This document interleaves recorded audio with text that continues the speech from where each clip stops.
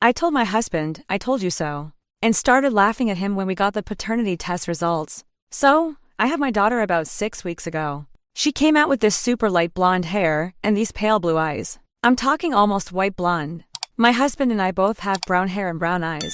The second the nurse handed her to him in the delivery room, I could see his face change. He got real quiet and just stared at her. We got home from the hospital, and that same night, he cornered me in the kitchen while I was trying to make toast because I hadn't eaten anything real. In like 2 days, he straight up told me he wanted a paternity test.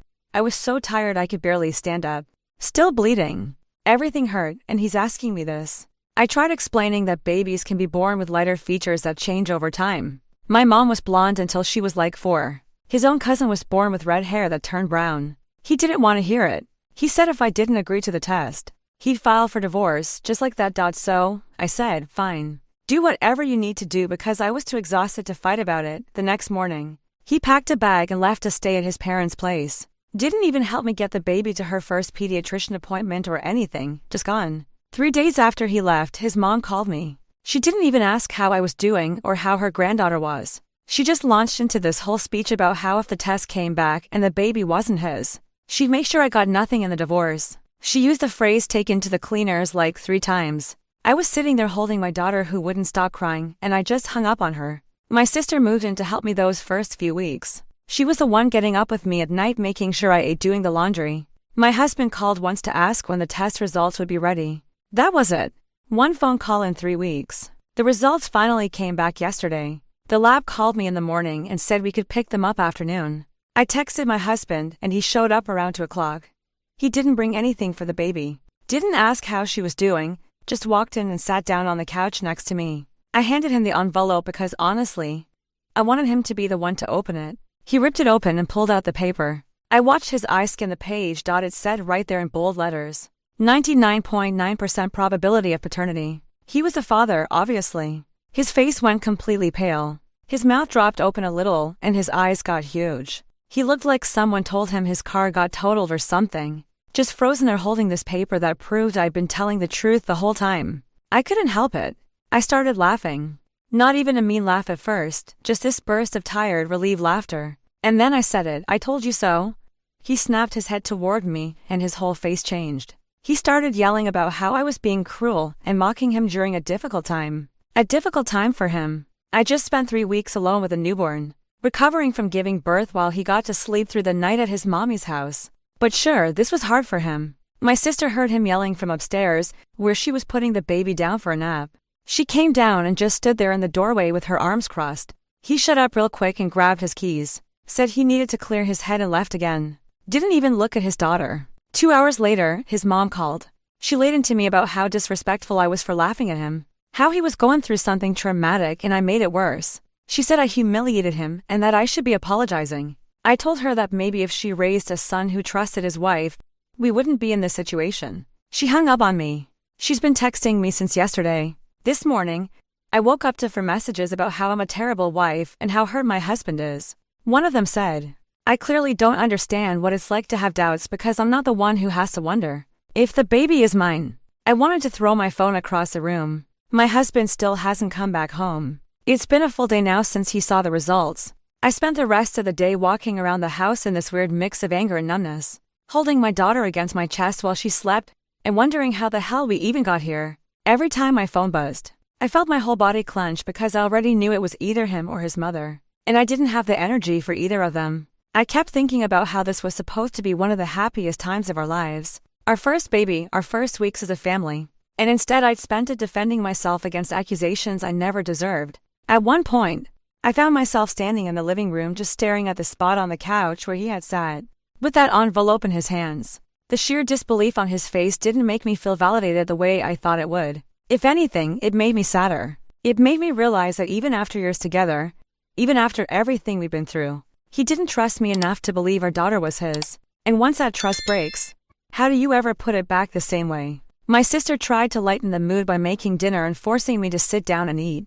She kept saying how proud she was of me for standing up for myself. But all I could think about was how I never wanted to be in this situation in the first place. I didn't want to be proud. I wanted a husband who didn't accuse me the moment something didn't make sense to him. While we were eating, she asked quietly if I wanted him to come back at all. I didn't answer. I didn't know. Or maybe I did and didn't want to admit it to myself. That night, the house was silent except for the baby's little breaths. I kept waiting for the front door to open, for my husband to walk in with some kind of apology, or explanation, or even anger, anything that showed he cared enough to come home. But nothing. Midnight passed, then 2 a.m., then 4. I sat in the rocking chair with my daughter in my arms and wondered if he was lying awake, somewhere thinking about us, or if he was sleeping peacefully in his childhood bedroom while his mother comforted him, like he was the victim. By morning, the silence had turned into something heavier. I opened the curtains and just stared outside, feeling like I was watching my own life from the outside. I kept checking my phone even though I didn't want to. Still no message from him, no call. Nothing except another angry paragraph from his mother, about how I'd mocked a man in emotional distress and how postpartum hormones didn't excuse. Acting like a brat, I didn't respond. I didn't trust myself not to say something I couldn't take back. Around noon, my husband finally texted. Not an apology. Not an I love you, just I need time. Time? Time for what? Time to think about whether he still wanted to be a father to a child who had been proven, scientifically, undeniably, to be his? Time to decide whether he trusted me now that a piece of paper told him the truth. I had been saying from day one. I stared at the message for so long my eyes started burning. My sister asked what he said, and when I read it out loud, she rolled her eyes so hard she nearly fell off the chair. He had 6 weeks of time, she muttered. You didn't. You were here raising a newborn while he ran away. And she was right. He got to step away. I didn't. I didn't get to take a break from healing stitches and leaking milk and sleepless nights while he panicked about nothing. I didn't get to walk out every time I felt overwhelmed. My daughter didn't get a break from crying and needing comfort. We stayed, we managed. We survived, he ran. By the end of the day, something inside me had shifted. I wasn't crying. I wasn't anxious. I wasn't even angry anymore. I just felt done. Done waiting for a man who abandoned us the moment fear got to him. Done apologizing for laughing when the truth proved me right. Done dealing with a mother-in-law who acted like my husband's ego was the only thing that mattered. Done holding a house together alone while he hid elsewhere. I texted him back, take all the time you need. We're fine here. And for the first time in weeks, I meant it. My daughter was asleep on my chest in her tiny flower onesie. And I realized this little person was the only one who had shown up every single day. Since she entered the world, she needed me. I needed her. And maybe, just maybe, that was enough. I didn't know what would happen next. Maybe he'd come back with real remorse. Maybe he wouldn't come back at all. Maybe we'd fix things. Maybe the trust was shattered. But what I did know, standing in the quiet living room with my daughter's hand gripping my shirt, was that whether he chose to be part of this family or not, I wasn't going to let anyone make me feel guilty for telling the truth, for standing up for myself, or for laughing when years of trust thrown in my face blew up exactly how he feared. Except not in the way he expected. He feared she wasn't his. What he should have feared was losing us. And now, for the first time since she was born, I stopped fearing that too. Story to have you ever been asked to hide at your own child's wedding? I have. And it happened on the same day I carried the last thing my wife ever placed in my hands before. She died, a sealed letter and her wedding ring. To symbols of love, to warnings I ignored until today. The church was glowing with white lights and soft organ music when I walked in. Everyone turned to see the bride, the flowers, the decorations. No one turned to see me. I walked slowly down the aisle, clutching a small wooden box. Inside it were my late wife's letter, addressed to our daughter, and her wedding ring. The only thing she wanted passed down. I'd kept both safe for 8 long years. My daughter Emily appeared from the side hallway, radiant in her dress. For a moment, I saw the little girl who used to sit on my shoulders. The one who used to fall asleep on my chest when her mother was in the hospital. But then she saw me and everything changed. She rushed over with a tight smile that didn't reach her eyes. Dad, come here quick. I stepped closer and before I could smile, she whispered sharply, please don't sit in the front. Sit in the back. Far back. My heart sank. The back? I asked quietly. She swallowed. Dad, your suit, your truck. Danny's family is here. They're very particular. I felt the words like a steel-toed boot to the chest. I'm your father, I said softly. She looked down. I know. But I don't want people judging. Just sit in the back, please. People judging me, not her. Me, the man who raised her alone after her mother died. Who worked 2 jobs so she could go to college. Who skipped meals so she could eat. The man she used to call her hero. Now she wanted me hidden, like a stain on her perfect day. I nodded because fathers often swallow pain their children never see. I took the last pew in the church alone, resting the wooden box on my lap. I opened it just a crack, revealing the ring inside. My wife's ring, the one she removed from her finger in her hospital bed, pressing it into my palm. If she ever forgets who she is, she whispered, give her this. Beside it was a sealed envelope with my wife's handwriting. For Emily, read this when your heart goes quiet. I didn't understand back then, but today I did. Up front, the groom, Daniel, was already looking for me. When he spotted me in the last row, confusion washed over his face. He mouthed, why are you back there? I didn't answer because that answer wasn't mine anymore. It was inside the wooden box in the letter her mother wrote with trembling hands in the ring. She wanted passed down only when Emily lost her way. And today my daughter didn't just lose her way. She lost her heart. The music started. The doors opened, everyone stood except me. I sat quietly with the wooden box because before this wedding was over, my wife's last letter and her wedding ring would rewrite everything Emily thought she knew about love, family, and loyalty. And what was about to happen would change the entire church. The ceremony began, but I barely heard a word. All I could do was hold the wooden box in my lap and feel the weight of the two things inside. My wife's wedding ring, warm from my hand, and her last letter, written the night she knew she wouldn't make it till morning. The organ music swelled as Emily walked down the aisle, not on my arm, but on her future father laws. He held her gently, proudly. The honor that should have been mine was given away like a spare napkin. I sat in the back pew, watching her glide down the aisle, head held high, while I felt lower than ever. The groom, Daniel, looked over at me again, confusion written everywhere on his face. He mouthed for the second time, why are you back there? I didn't move. Not yet. Because the answer wasn't mine alone. It belonged to the letter inside the box. The letter that waited 8 years. I remembered the night my wife wrote it. Her breathing was slow, weak, and uneven. She took off her wedding ring and placed it into the wooden box, whispering, promise me you'll give her the letter when she forgets the sound of her own heart. I asked her what she meant. She squeezed my hand. She'll grow up and the world will try to polish her into something shiny, something empty. She'll start caring too much about things that don't matter. Tears rolled down her cheeks as she wrote the last lines. When that happens, she whispered, your love will be the only compass she has left. She sealed the envelope, wrote Emily's name on it, and died before sunrise. Back in the church, when the vows began, people turned only toward the front, cameras flashing, guests smiling. But the groom kept glancing at me. He wasn't just confused. He was worried.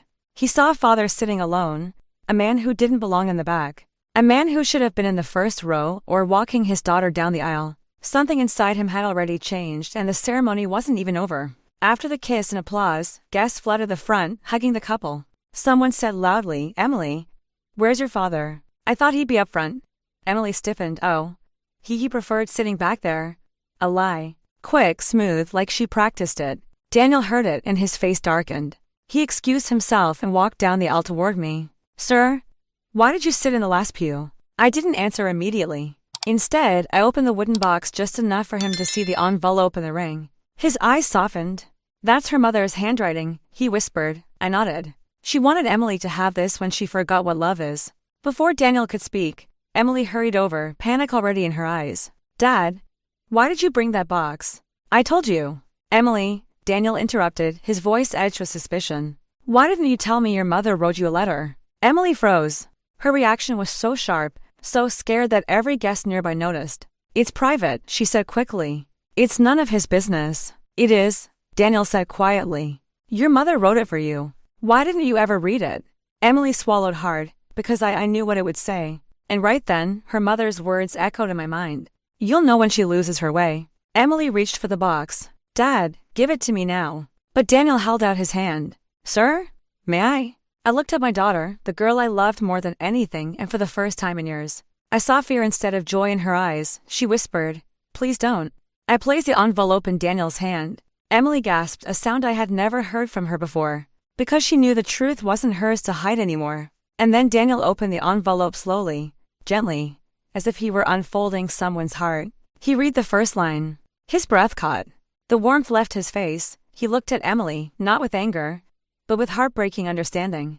And Emily knew her mother's words had finally come back for her. Daniel unfolded the letter slowly, the church light catching the edge of the paper. Emily stood frozen, gripping her dress like it was the only thing keeping her upright. Her breath came out in sharp, shallow bursts. She wasn't afraid of the letter itself. She was afraid of what it would say about her, what her mother saw in her, what she tried to warn her about. The first line, the warning. Daniel read the first line silently, and I watched the change in him. His jaw tightened, his shoulders dropped, his eyes softened, then hardened. He looked at Emily with disbelief. Emily shook her head desperately. Danny, don't look at me like that, please. But Daniel wasn't hearing her. He turned the letter slightly so I could see a few words. If Emily reads this, it means she has lost the kindness I tried to teach her. Emily covered her mouth, a soft, broken sound escaped her. No. Her knees wobbled. The guests start to notice. What's happening? Is the bride crying? Is that her father? Why is she yelling?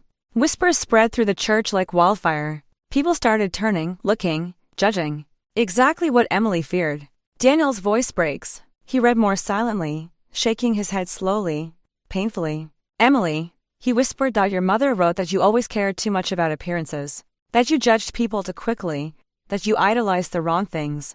Emily sobbed harder. I was young when she wrote that, she cried. People change. Daniel's voice didn't rise, it broke. She said, if you didn't face it, you grow into someone who hurt the people who loved you most. Emily stepped backward like she'd been slapped. I didn't hurt anyone, she said, voice trembling. Daniel looked at me, then back at her. You hurt your father today in front of everyone. Silence swallowed the room. Emily dropped to her knees, crying into her hands. The second line, the confession. Daniel read further, and this time he gasped. Emily looked up sharply. What? What does it say? What did she write?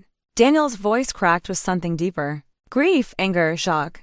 She wrote, if she ever chooses status over her father's love, stop the wedding. Emily stopped breathing. It was as if the air had been knocked out of her lungs. No. Mom didn't write that. She would in single quotes t. She loved me. Daniel held up the letter. She did love you? That's why she begged someone to protect you from becoming this. Emily reached out shakily. Danny, please don't read anymore.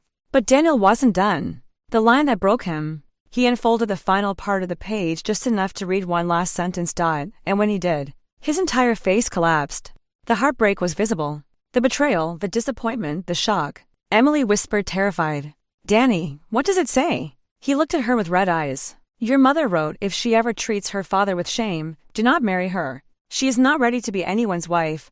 Emily screamed, not in anger, not in rebellion. In pure collapsing pain. No. Please, she cried, reaching toward him. Daniel stepped away. Just one step, but it was enough. It told everyone exactly what was happening. The paper she feared most was the truth. She tried to bury Emily curled into herself, sobbing on the church floor. Guests stood stunned. The officiant froze. Mothers clutched their pearls. Phone slowly lowered. The church air grew heavy and still. Daniel folded the letter with trembling hands, then said the words that cracked the entire room. I didn't lose you today. Emily, your mother already saw you slipping away. Daniel stood still, the letter trembling in his hand. Emily was on her knees, gripping the edge of her wedding dress, mascara streaking down her cheeks. She wasn't crying because she was hurt. She was crying because she had been exposed. The church was silent, dead silent. All you could hear was Emily sobbing, echoing against the stained glass windows. Then the back doors opened, everyone turned. It was the man Daniel's family hired for the wedding. Their longtime attorney, Mr. Carter, holding a stack of marriage documents in a black leather folder. He walked toward Daniel, unaware of what happened. Daniel, he said in a low professional voice, I have the license ready for signing. We can finalize the certificate once. He stopped mid-sentence when he saw Emily collapse on the floor, and Daniel standing apart from her, holding a letter with shaking hands. The attorney looked between them. Is everything all right? Daniel exhaled slowly. No, Mr. Carter, nothing is all right. Emily reached for Daniel's leg. Danny, don't do this. Please don't throw away our future over a letter. Daniel stepped back from her hand. Emily, this isn't about the letter. This is about who you are. She shook her head violently, crying harder. I'm not like that. I'm not who she wrote about. She was wrong. Daniel held up the letter. She wasn't wrong. She knew you. She saw it in you. And today, you proved her right. Emily screamed through tears. I was nervous. I didn't mean to embarrass you. I just didn't want him. She pointed at me with shaking hands. To ruin the pictures. The whole room flinched. Some guests gasped. Some covered their mouths. Some whispered, she said that about her own father? That poor man. Daniel closed his eyes in pain. Then he faced the attorney. The turning point, Mr. Carter, Daniel said slowly, firmly. Please don't file the marriage certificate. A ripple of shock spread through the entire church. Emily's mouth fell open. No. Danny, don't. She lurched forward, grabbing his pant leg like a child. Please, I'll change. I'll fix it. I'll apologize to him, okay? Dad, tell him. Tell him I didn't mean it. She turned to me, begging, shaking. Dad, help me, please. I looked at her, really looked, and saw my wife's words written all over her face. Not the lines of a bad person, but of a lost one. Emily, I said softly. You weren't afraid of hurting me. You were afraid of being seen with me. She collapsed again, sobbing. No, I wasn't. But the lie died halfway out of her mouth. Daniel looked pained, broken, but resolute. Emily, I love you, but I cannot build a marriage on top of shame. Your mother knew that. Your father knows that.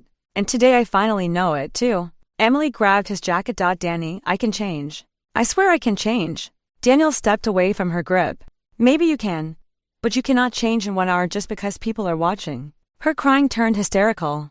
Danny, don't walk away from me. He wiped his eyes. I'm not walking away from you, Emily. You walked away from yourself. The liar speaks. Murdoch Carter quietly closed his folder. I'll void the documents, he said. Nothing will be filed. Emily let out a broken scream. No. Her friends tried to lift her, but she shoved them away. Danny, come back, please. Daniel didn't yell. He didn't argue. He simply turned to me. Daniel's final words to the father. Sir? He said softly, voice thick with tears, I am so sorry you had to sit alone today. You deserve better from all of us. I placed my hand on his shoulder. You did the right thing, son. He nodded, then looked back at Emily, the woman he thought she was, not the one she revealed herself to be. His expression said everything. Grief, truth, endings. Then he walked toward the church doors. Emily screamed one last time, Danny, please. But Daniel didn't turn around. Not once. Because sometimes the bravest thing a man can do is walk away from the future he thought he wanted. To protect the life he deserves, Daniel pushed open the heavy church doors and a cold breeze swept in. The kind that feels like truth finally entering a room that's held its breath too long. He didn't slam the door. He didn't storm out. He didn't shout. He simply walked. And somehow that quiet walk hurt more than anything else that happened that day. Inside the church, Emily collapsed in the middle of the aisle. Her veil twisted, her makeup ruined, her sobs echoing like a broken hymn. Guests stared not out of cruelty, but out of the shock of watching a heart crack open. I stood slowly, still holding the wooden box with her mother's ring and letter inside. Emily lifted her tear-streaked face toward me. Dad, she whispered. Is it true? Did Mom really know I'd become this? Her voice wasn't sharp anymore. It wasn't arrogant or defensive. It was small, fragile, frighteningly honest. I walked to her and knelt beside her. Something I hadn't done since she was a little girl learning to tie her shoes. Emily, I said softly. Your mother didn't write that letter to punish you. She wrote it to protect you. Emily wiped her eyes with trembling hands. Protect me from what? I opened the wooden box. From inside, I took out her mother's wedding ring. The small silver band that never left her hand until the night she died. I placed it gently into Emily's palm. Protect you? I whispered from forgetting what real love looks like. Emily stared at the ring like it burned. I didn't mean to hurt you, she cried. I wanted everything to look perfect. I nodded. I know. But a perfect picture means nothing if the people in it are broken, she sobbed again. Quieter this time. Is Danny really gone? I looked toward the church doors. They were still swinging. He walked away because he loves you, Emily. If he didn't, he would have stayed and pretended. A lie is easy to keep. The truth is hard to face. She pressed her forehead into my shoulder like she used to when she scraped her knee. I'm sorry, Dad. For everything. For making you sit in the back, for being ashamed, for forgetting Mom and forgetting you. I wrapped my arms around her. Not because she earned forgiveness, but because love isn't something that disappears when someone loses their way. Everyone forgets who they are sometimes, I said softly. That's why family is supposed to remind them. The last line of the letter. Emily lifted her head. What? What did Mom write at the very end? I opened the envelope, unfolding the paper slowly like it was a piece of her heart we were both holding. The last line was written in softer, shakier handwriting. I read it quietly. If she loses her heart someday, let her father's love be the light that guides her back home. Emily covered her face and cried harder than before. Not out of shame, but out of recognition. She whispered. She knew me better than I knew myself. I tucked a strand of her hair behind her ear. She always did. The final twist, the text message. As the last guest filed out of the church, my phone buzzed in my coat pocket. A message from a number I didn't recognize. It read, Sir, this is Daniel. I'm not disappearing forever. But she needs time to find the person her mother believes she could be. I showed the message to Emily. Her lips trembled. Does that mean he'll come back? I nodded. If you do your part, if you grow, if you apologize, if you change, not for a wedding, but for yourself, she squeezed her mother's ring in her fist. I will, Dad, I promise. And for the first time that day, I believed her. The walk away that changed everything. We stepped outside the church together, father and daughter. Not smiling, not healed, not perfect, but honest.